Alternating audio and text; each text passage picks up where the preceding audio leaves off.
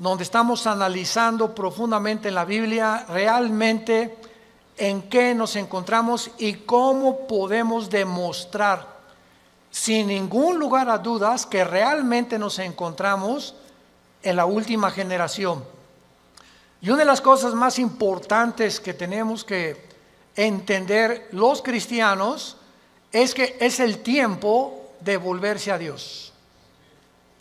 Es el tiempo de tomar en serio a Dios. La Biblia está llena de advertencias, como Mateo 7, en aquel día me dirán, Señor, Señor, hablamos lenguas, hasta demonios echamos, hicimos milagros, a muchos les hacíamos y se caían, etcétera, etcétera. Y les diré, nunca los conocí, porque nunca hicieron mi voluntad. Entonces, hacer la voluntad de Dios es creer que lo que la Biblia dice es verdad. Y si tú vienes a un estudio de francés o a un estudio de hebreo o de italiano o vas a la escuela a estudiar geografía, imagínate que el maestro sepa que no llevaste tu libro de geografía o tu libro de historia o de civismo o de todos los libros, ¿verdad? En mis tiempos que teníamos la mochila cargada como con 10 libros. Entonces no podía, nos sacaba de la clase el maestro en aquel tiempo. Entonces venía la Biblia, venía el domingo a la iglesia y no traer el libro. Pues ¿a qué vienes, no? Pues nomás vengo a oír, vengo a escuchar nada más. Pero cuando tienes la Biblia en tus rodillas y hablando el predicador, pero es que como están los versículos ahí en la pantalla, ¿para qué traigo ya la Biblia? Porque si no la aprendes a manejar, a ver el libro de Amós, me voy al índice, Amós página 1195, la busco rápidamente y me doy cuenta que comienzo a manejar mi Biblia y comienzo a descubrir dónde se encuentran en el Antiguo los Salmos, que está a la mitad de la Biblia, los Proverbios, el Apocalipsis, y no andas buscando Génesis en los Evangelios. Entonces, esta es la razón por la cual el cristianismo se encuentra como se encuentra. Ahora, fíjense ustedes, la segunda prueba, si mañana yo le pregunto a cualquiera de ustedes que no trajo la Biblia hoy, ¿me puedes llenar una hoja tamaño carta en un resumen de lo que oíste ayer en la conferencia? No llenan ni la mitad de la hoja. Porque es más difícil recordar que estar escribiendo o tomando notas o estar en contacto con la Biblia o con el libro de geografía o de historia o con la materia que tengas que escuchar. Cristianos, familia de Dios, pónganse las pilas. Ya estuvo suave solamente de venir a calentar una silla el domingo sin tener en cuenta las grandes responsabilidades que tenemos como hijos e hijas de Dios. En la Biblia encontramos dos patrones que nos muestran claramente que Dios tiene en su plan cósmico de los tiempos cronología, porque dice yo soy el primero, yo soy el postrero, desde el principio hasta el fin. Entonces el Dios de los cielos, creador del universo, el maestro de maestros, el sabio de los sabios, cuyos pensamientos no son otros pensamientos, tiene un plan. Y tiene un plan secreto. Por ejemplo, para darles rápidamente esto como un ejemplo, para no ser redundante, Satanás no sabía el plan de Jesucristo. Dice en 1 Corintios capítulo 2, si los príncipes de este mundo, o sea, está hablando de los principados satánicos, hubieran sabido que Judas no iba realmente a funcionar y que matando a Cristo se les iba a devolver el tiro por la culata, nunca Satanás se hubiera metido a Judas, ni hubieran crucificado a Cristo, ni el diablo hubiera asusado a los líderes religiosos para que lo crucificaran. ¿Por qué? Porque aunque sabían que venía el hijo de David y que algún día vendría un Mesías, no se mencionaba que era el Hijo de Dios. no se mencionaba que era Dios en la carne, aunque de alguna forma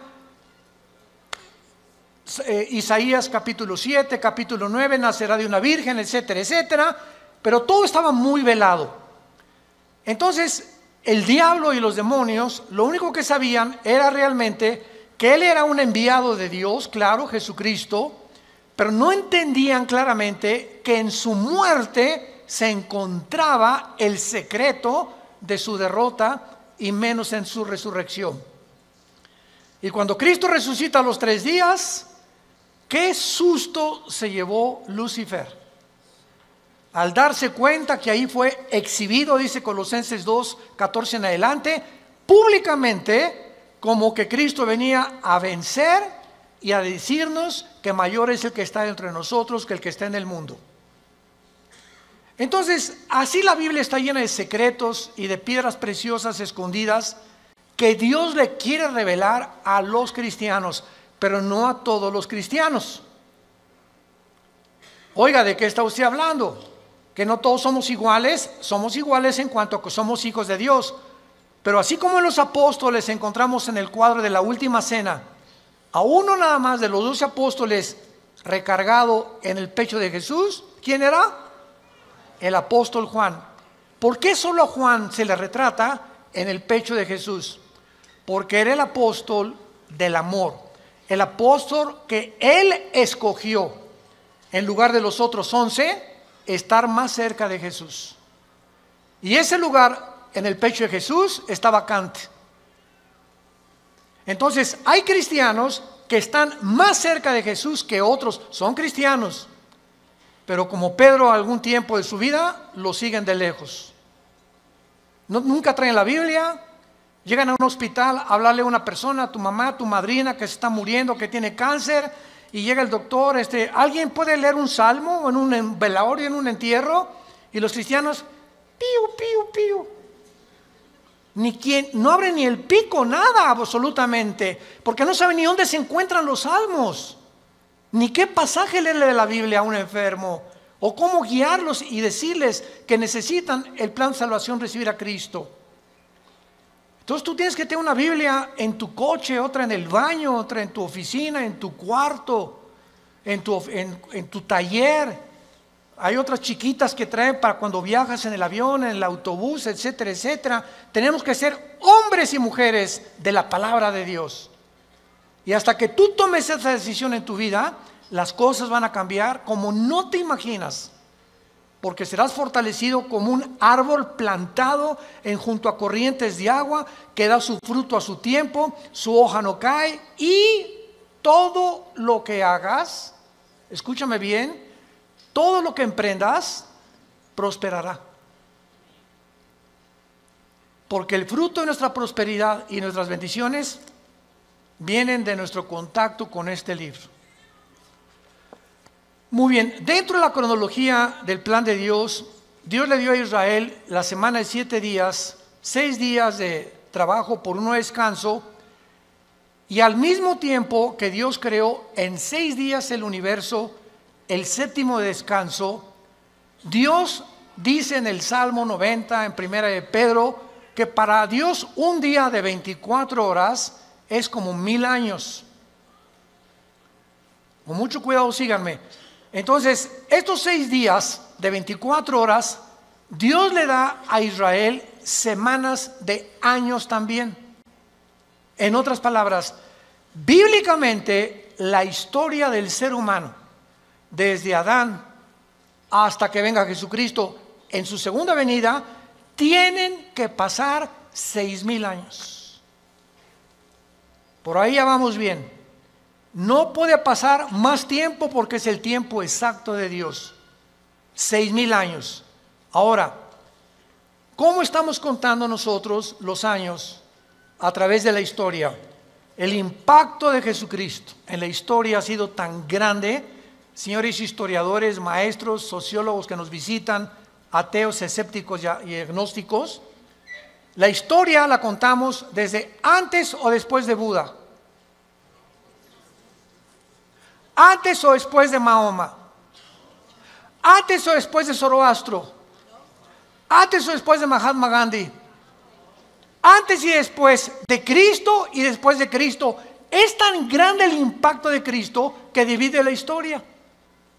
Es tan grande que se celebra su nacimiento en Navidad y en Semana Santa su muerte. No hay otro personaje en la historia que haya impactado tanto al mundo como la vida de Jesús de Nazaret.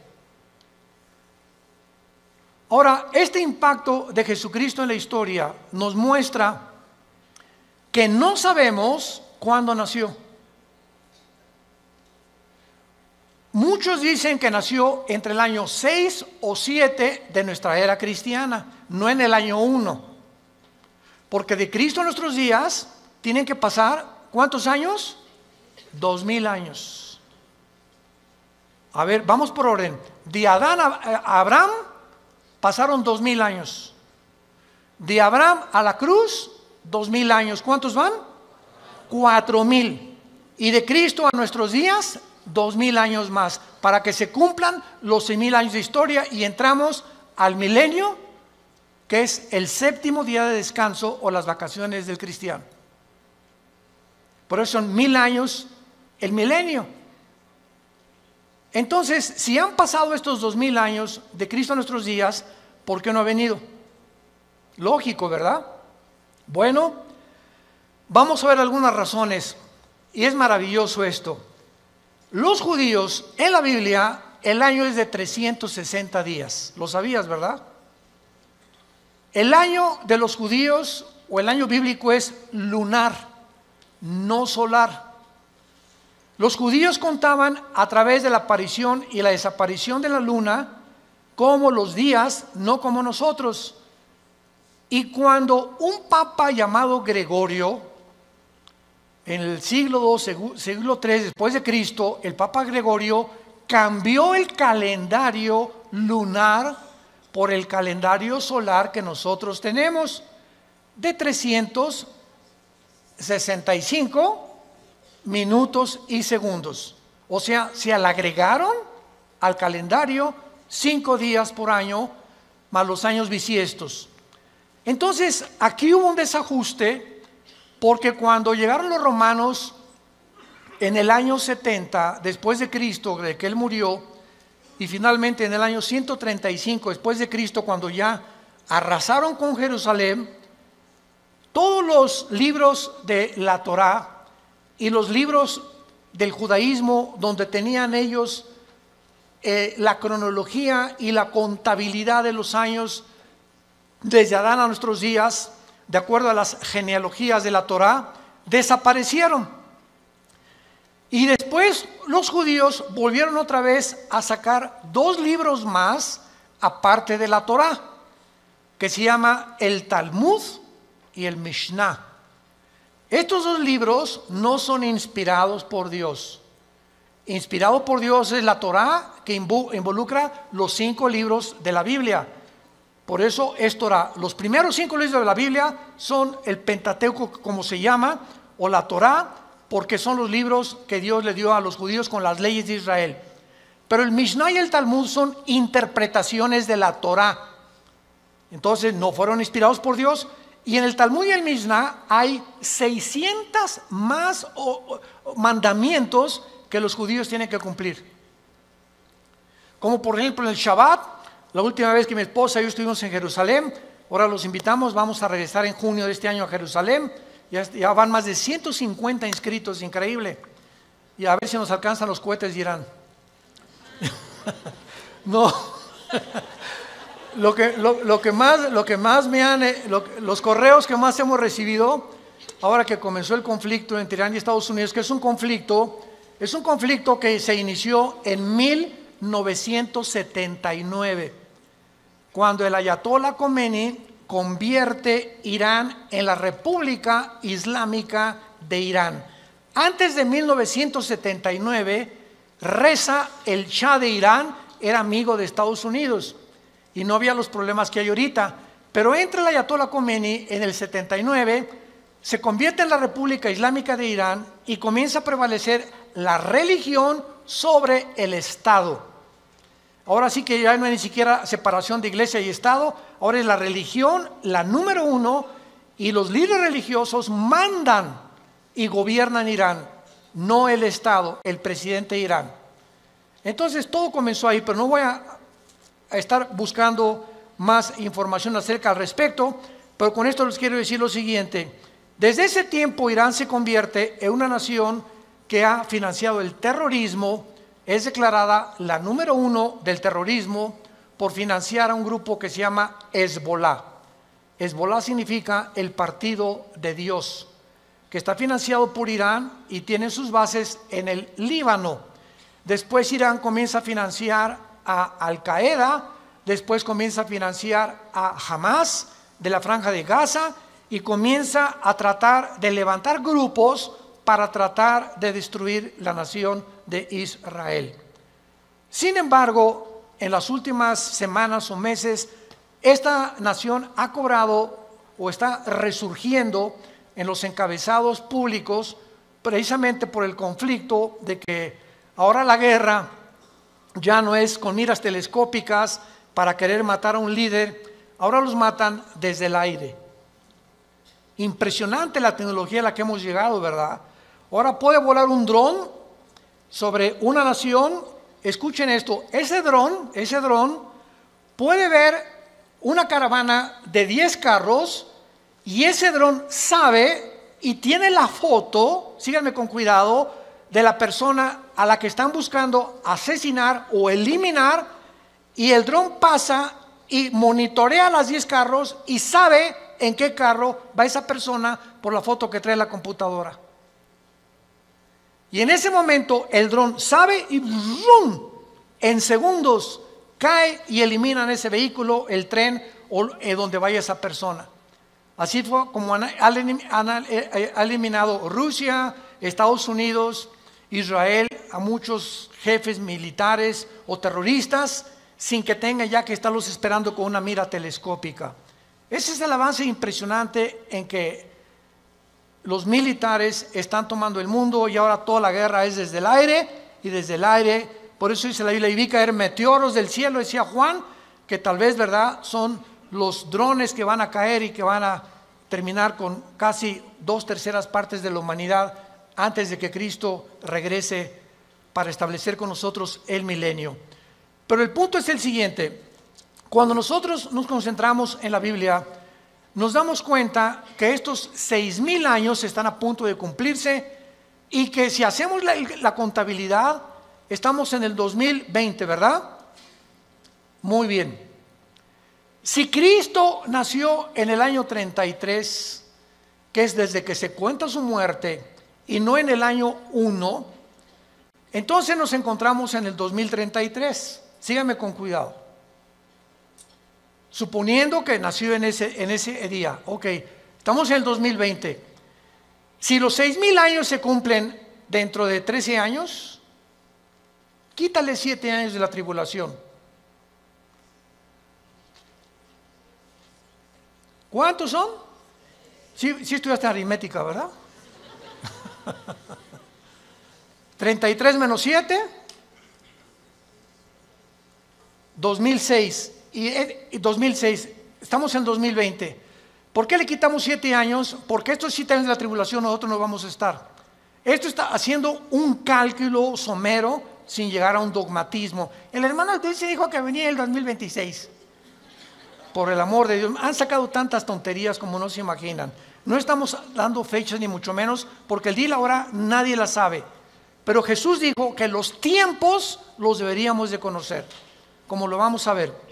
Vayamos a Mateo capítulo 24 en el Nuevo Testamento y vamos a partir de aquí para continuar con este estudio precioso de conociendo el tiempo en que nos encontramos.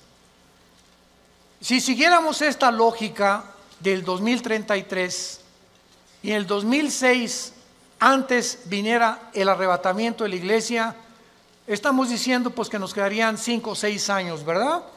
Porque podía venir Cristo hoy en la noche o mañana o el 2021, el 22 o el 23, etcétera, etcétera. Pero esto desde la perspectiva somera de un análisis especulativo, lo aclaro, para que nos encontremos y podamos deducir que aunque no falten 5 o 6 años o 13 años, solo Dios lo sabe, repito, porque el calendario judío, ¿saben qué atraso tiene? Si tú le preguntas a un judío, la comparación del calendario judío con el calendario de nosotros es de 250 años. Ellos se encuentran en el año 250 antes que nosotros. Es más, aquí tengo ya la fecha, ¿verdad? En el 2019, ¿verdad? El año judío era de 5.800 aproximadamente. Entonces ahora ellos están más arriba o más abajo por los cálculos del Mishnah y de los libros que se perdieron, y el análisis y las genealogías no pudieron calcular exactamente. Y nosotros bíblicamente, hubo un obispo en Inglaterra llamado Busher, arzobispo Usher, que fue el que dijo que desde Adán hasta Cristo son 4.000 años. ¿Basado en qué? Basado en las genealogías que se encuentran en el capítulo 10 del Génesis. Ahí está la genealogía de las naciones. Adán tuvo esto y esto y esto, y Isaac tuvo esto y esto y esto, y etcétera, etcétera. Lleven en todas las genealogías de donde descendemos todos. Y basado en esas genealogías, que hay un margen de error de algunos años, se calculó que de Adán a Cristo hay 4.000 años, y de Cristo a nuestros días llevamos 2.000 años. Pero no puede haber más de 25 o 30 años de margen de error. Entonces nos encontramos demasiado cerca, más cerca de lo que nos imaginamos. Ahora bien, otra cosa importante, antes de leer Mateo 24, el rapto de la iglesia, es increíble que haya personas que ya ni en el rapto crean. Yo he escuchado conferencias de personas que no creen ya ni en el rapto. Estamos en la apostasía, están negando cosas superbíblicas. Si el rapto de la iglesia comienza con la firma del anticristo, autorizando la reconstrucción del templo judío, en el momento que el anticristo confirme Daniel 9, 24 al 27, especialmente el 27, y firme, los judíos tienen derecho a habitar en paz sin que nadie los moleste por 7 años, y pueden reconstruir su templo, ahí, ese día, ese minuto, esa hora, comienza los últimos 7 años que se conocen como el tiempo de angustia de Jacob, el día de la ira de Dios o de Jehová, y el Nuevo Testamento, segunda de Tesalonicenses capítulo 2, 3 y 4, el día del Señor. El día del Señor no es el día del rapto, el día de Cristo es el día del rapto, el día del Señor es el tiempo de la tribulación, para que sepamos distinguirlo proféticamente a ustedes que les interesa el estudio de las profecías. Entonces, desde ese momento, muchos creen que al firmar el anticristo, el pacto, los cristianos desaparecemos y somos arrebatados. No es así. El rapto puede ser 1 año antes de que el anticristo confirme el pacto. ¿Me van siguiendo con mucho cuidado? El arrebatamiento puede ser 3 años antes de que el anticristo firme el pacto. O puede ser 1 semana y a la semana el anticristo confirme el pacto. Entonces no hay tiempo para poder establecer el rapto, ni el día ni la hora. Viene sin que nosotros lo sepamos. De repente desaparecemos del mundo y pueden pasar 1 año, 2 años, 6 meses cuando comience la gran tribulación. Pero lo que es importante es que cuando la iglesia sea sacada del mundo, Dios regresa a tratar con Israel espiritualmente. En 1948, cuando los trajo y se constituyeron en una nación libre e independiente, ahí Israel renació, resucitó nacionalmente. Entonces los judíos regresaron en el 48 sin convertirse al Mesías. porque hasta la fecha en Israel la mayor parte de los judíos no creen en el Mesías, en Jesús. Solo un judío que se convierte se llama judío mesiánico. Nunca ellos se llaman cristianos. ¿Saben por qué? Porque cuando oyen la palabra cristiano, los judíos asocian el cristianismo con la Iglesia Católica. Y la Iglesia Católica los persiguió más de 250, 300 años en la Inquisición con el señor Torquemada en España. Y a los judíos que no querían aceptar a Roma como la salvación, los torturaron, los quemaron, los abrieron de piernas, a las mujeres les sacaban el bebé del vientre, hicieron terribles cosas que Hitler parecería Pinocho con lo que hicieron los nazis. Todos los judíos oyen hablar del cristianismo. Cuando veamos a Israel se los vamos a advertir. Aguas porque ahí vienen las piedras, O sea, sobre todo en el muro de los templos, cuando están todos los judíos orando, ya ven que ellos hacen así. ¿Saben por qué hacen así al orar ellos? Porque uno de los salmos dice que al orar deben menear la cabeza y recordar que deben recordar lo que están orando. Por eso oran así ellos, entierran sus papelitos en el muro de los lamentos, traen su kipá, cubierta la cabeza. A nosotros se nos prohíbe taparnos la cabeza cuando estemos orando. 1 Corintios capítulo 11. Entonces ellos lo pueden hacer porque son así, esa es su costumbre. Pero ellos, ¿verdad?, no creen en el Mesías y ellos asocian, si les dice soy cristiano, ellos no saben que el cristianismo no es el catolicismo. El catolicismo es la perversión del cristianismo. El catolicismo nació 250 años después de Cristo. Durante 250 años no hubo papa, no hubo liturgias, no hubo sacramentos, no hubo santos a quienes invocar. No tenías que tomar una cosa o una hostia para decir que estabas recibiendo a Cristo.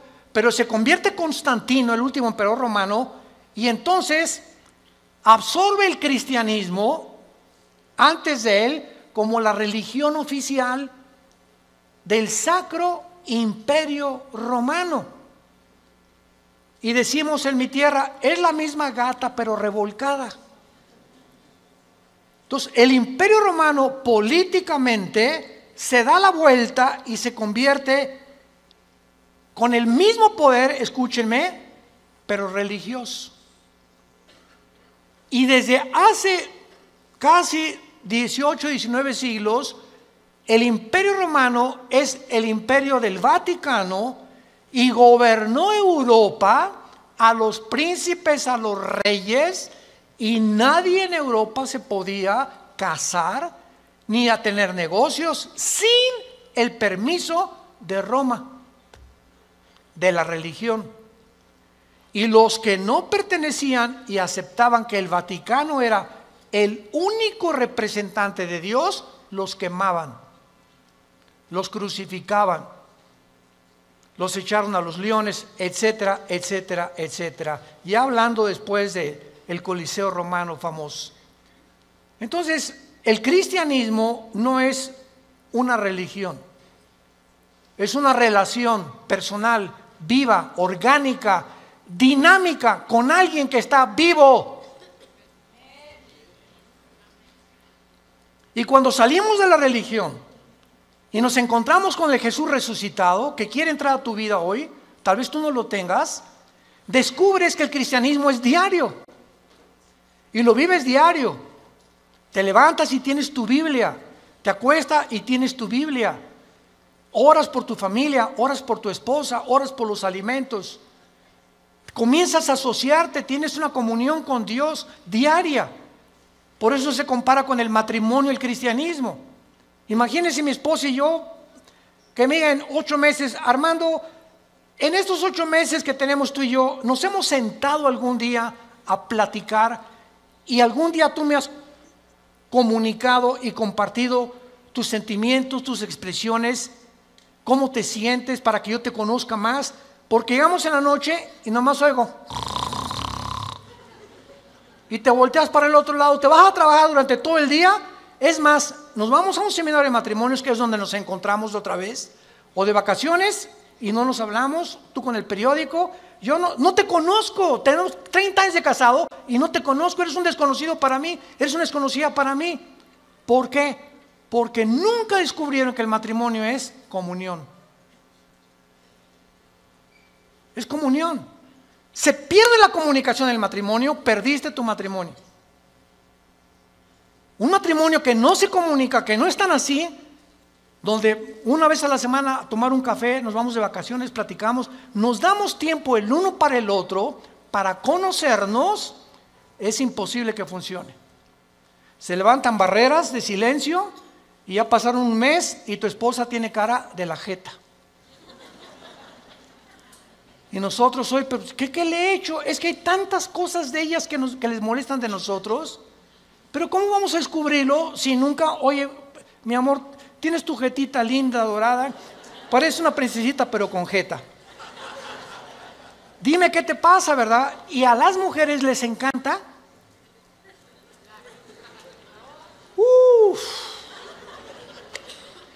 Porque no son como nosotros.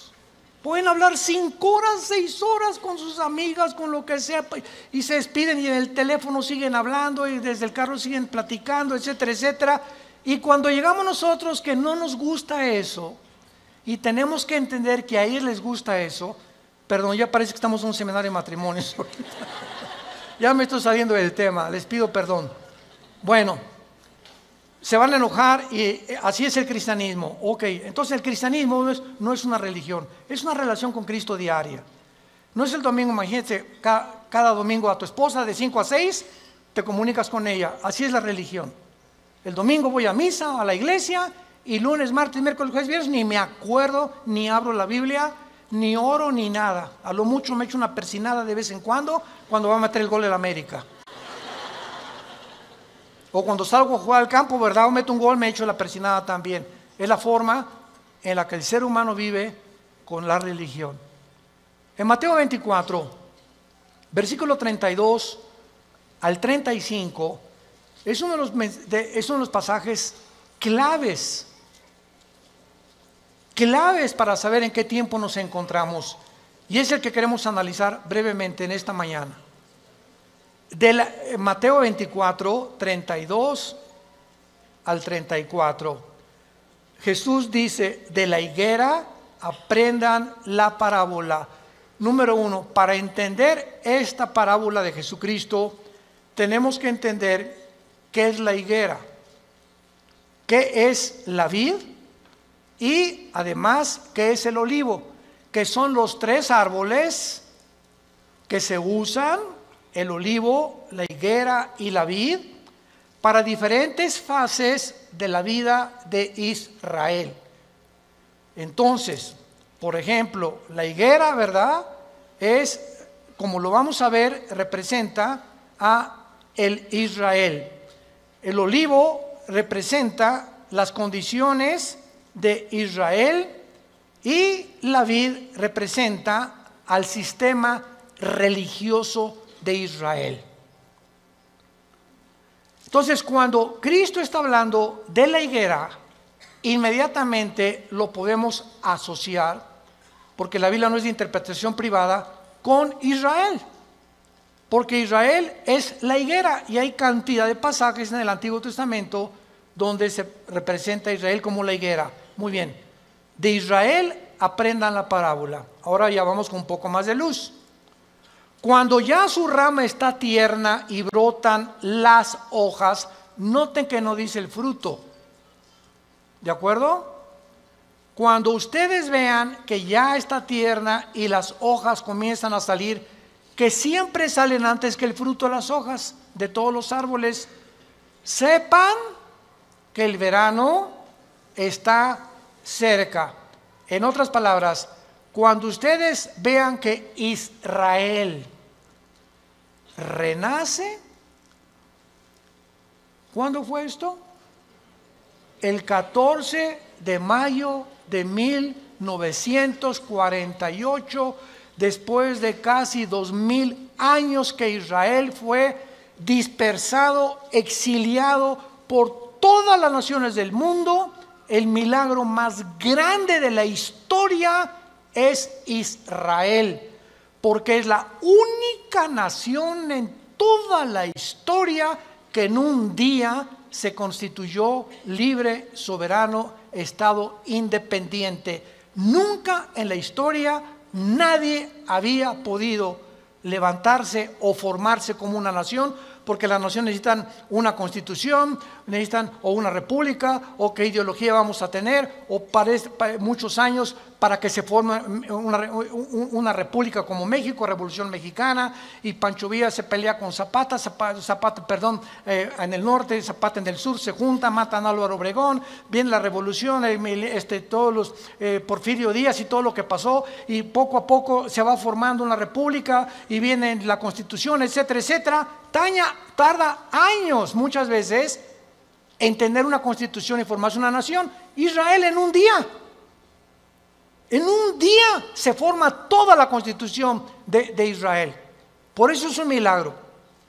Cuando vean ustedes esto, versículo 33, cuando vean todas estas cosas, ¿qué cosas? Las cosas que en Mateo 24 oirán de guerras, rumores de guerras, pestes, hambres, terremotos. Será el principio, no el fin, el principio de los dolores. La generación que vea nacer a Israel, ¿quiénes somos? Nosotros. Los que han nacido entre 1946 a nuestra fecha se llaman los baby boomers. Ahorita creo que le llaman los millennials, ¿verdad?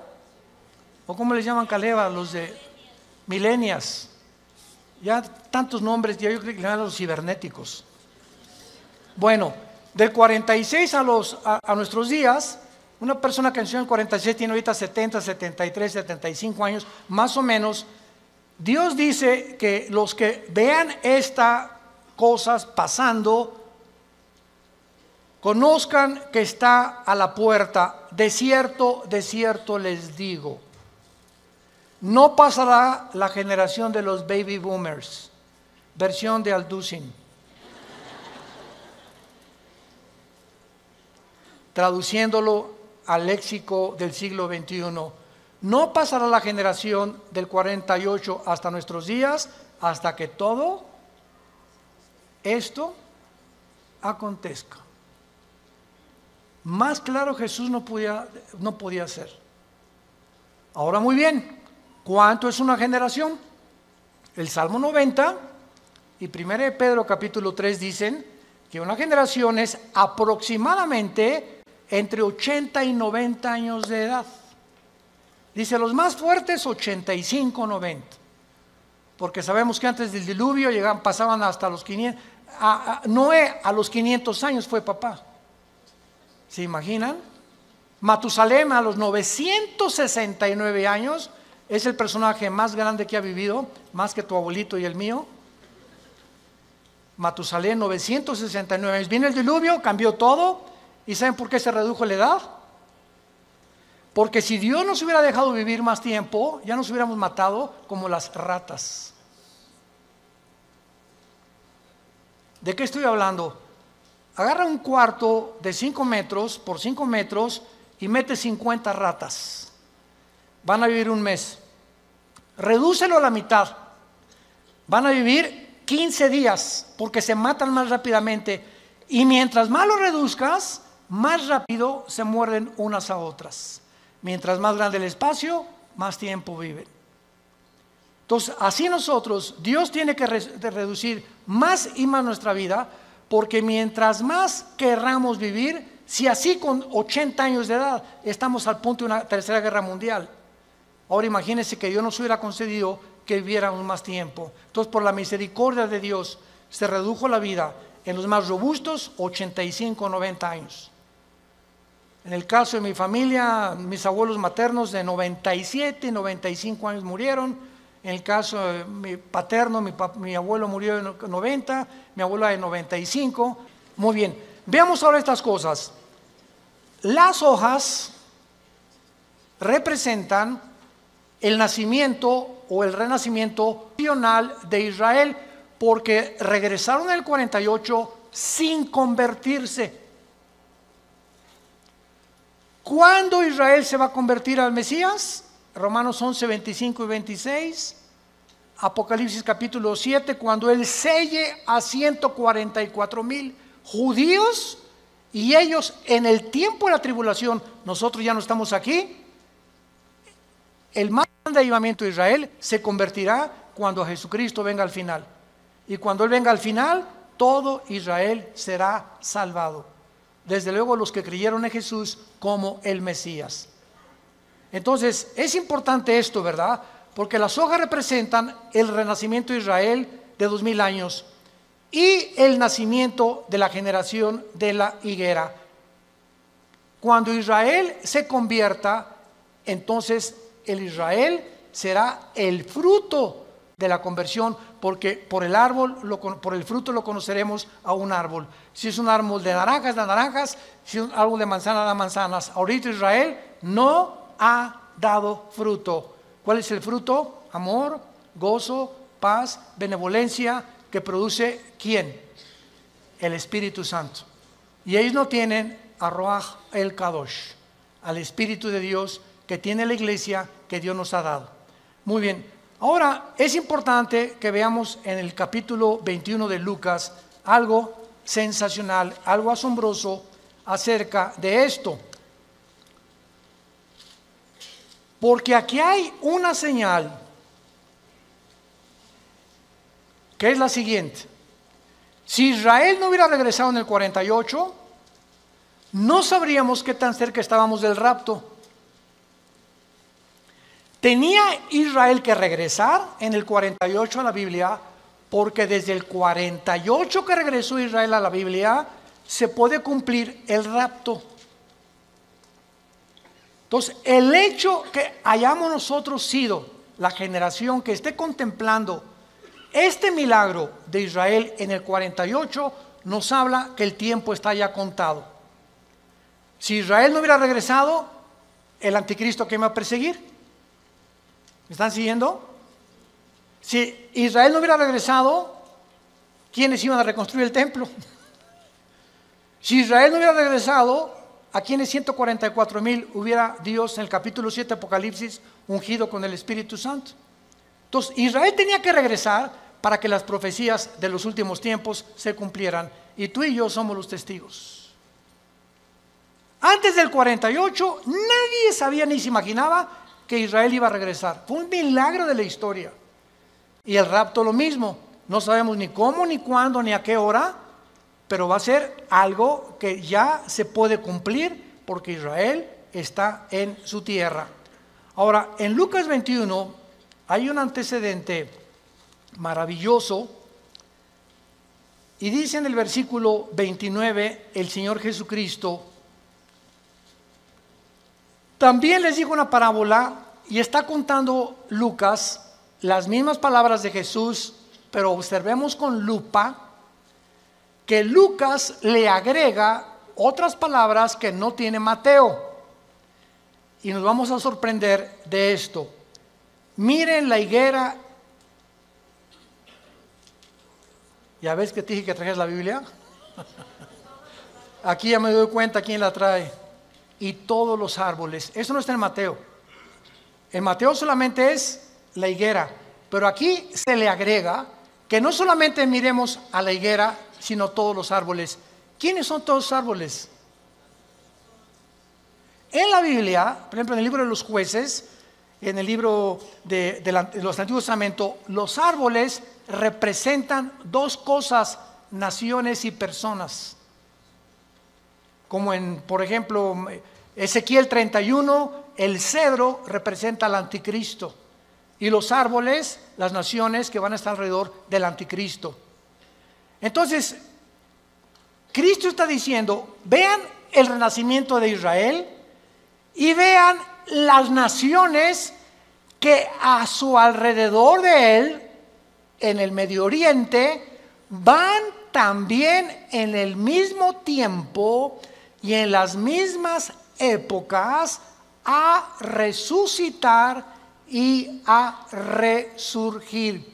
Escuchen esto, la Primera Guerra Mundial preparó la tierra para Israel. La Segunda Guerra Mundial preparó a los judíos para la tierra de Israel. Pero para que Israel regresara a la tierra y para que las profecías se cumplieran, antes de 1925-1930 no existía el Medio Oriente.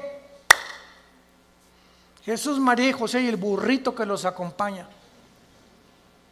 Las naciones que se encuentran ahorita en el Medio Oriente no existían antes de 1930. Escuchen ustedes lo siguiente.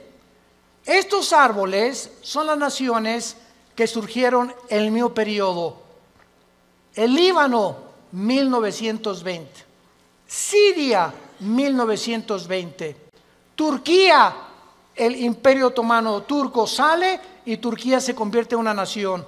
Arabia Saudita, 1932. Irak, 1932. Jordania, 1946. Israel, 1948. Egipto, 1952. Todas estas naciones necesitaban primero que Israel surgiera, porque Israel iba a ser el centro de las profecías para que se cumpliera la venida de Jesús. Miren la higuera y todos los árboles. No pasará esta generación hasta que todo esto suceda. Es sorprendente observar que el Medio Oriente visible, tal como lo vemos ahorita, fue formado en el siglo XX. Existía la Mesopotamia, o sea, Siria y Irak, era lo mismo, era el Medio Oriente, pero no estaba la división entre Siria y entre Irak, Transjordania, Jordania, el Líbano, Egipto. Egipto existe desde hace cientos de siglos, pero no estaba formado exactamente con las divisiones geográficas que los ingleses y los franceses, que fueron los que colonizaron con Portugal y España el Medio Oriente, determinaron, y ellos fueron los ingleses y los franceses los que dividieron el Medio Oriente tal como nosotros lo conocemos actualmente. A Israel le asignaron ese pedacito de tierra, a Jordania eso, a Arabia Saudita eso, a Líbano eso, a Siria eso, y fue después de la Primera Guerra Mundial. Estas cosas que están pasando, vemos nosotros que tenían que suceder para que nosotros pudiéramos comprender que las profecías bíblicas tenían que cumplirse. 1945 termina la Segunda Guerra Mundial. ¿Quién gana? Estados Unidos, Inglaterra y Rusia. 1957 se firma el Tratado de Roma, donde Jacques Delors, francés, Europa, unámonos, porque la unión hace la fuerza y Europa tiene que tener una moneda, tiene que tener una constitución, tenemos que unirnos todos. 1967, la Guerra de los 6 días. 1989, cae el comunismo y en ese momento comienza la democracia a elevarse en el mundo. 1992, el Tratado de Maastricht forma la Unión Europea. En el 2016, Inglaterra dice a la Unión Europea, ahí nos vemos el Brexit. Los ingleses no quieren someterse al euro, quieren mantener su independencia con la libra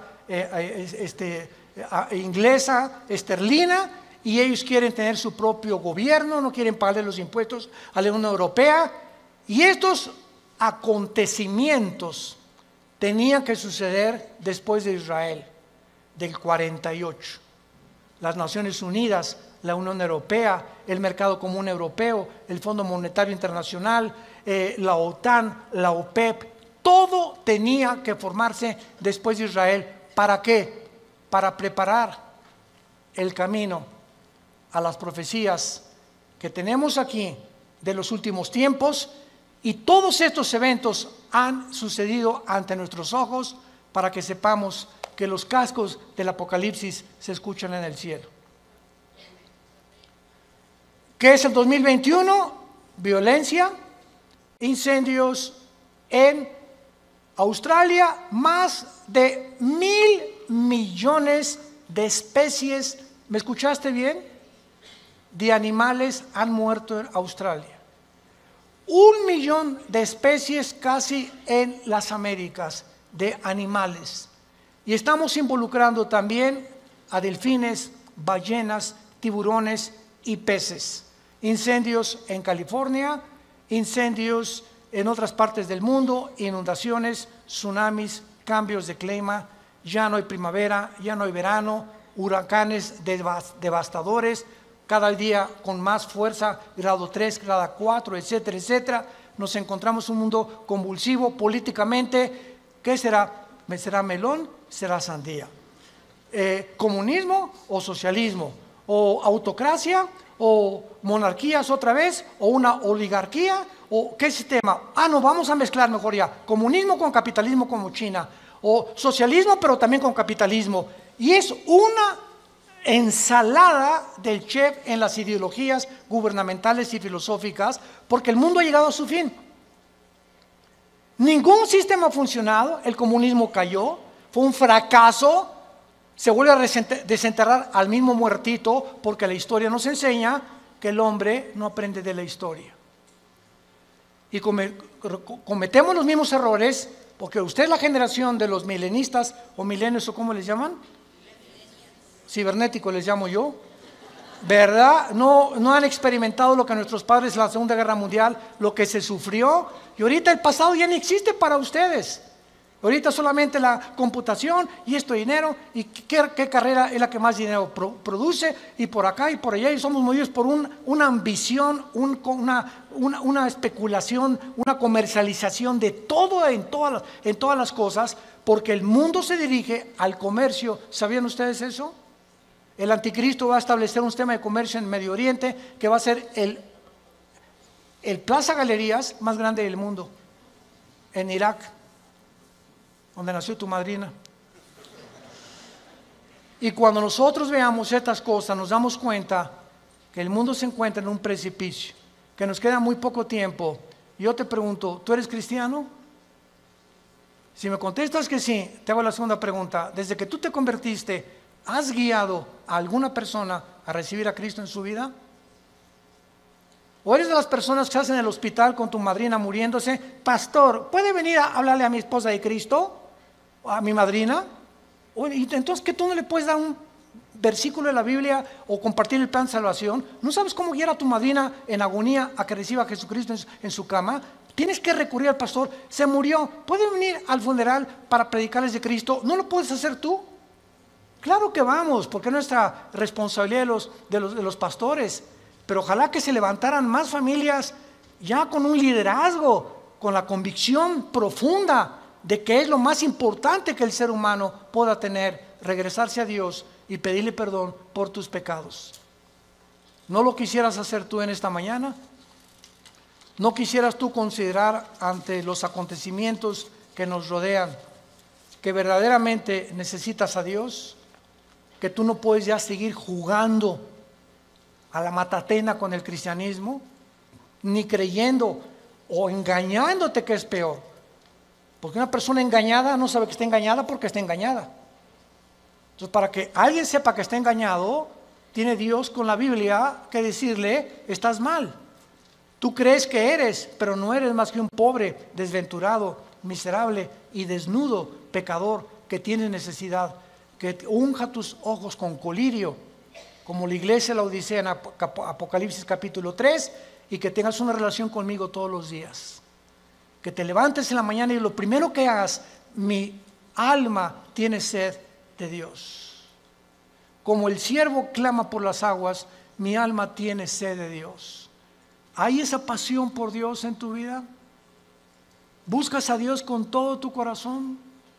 ¿Vienes al domingo y ya traes tu Biblia? ¿Ya te cayó el 20? ¿Realmente estás convencido que esto es lo que realmente Dios quiere para tu vida?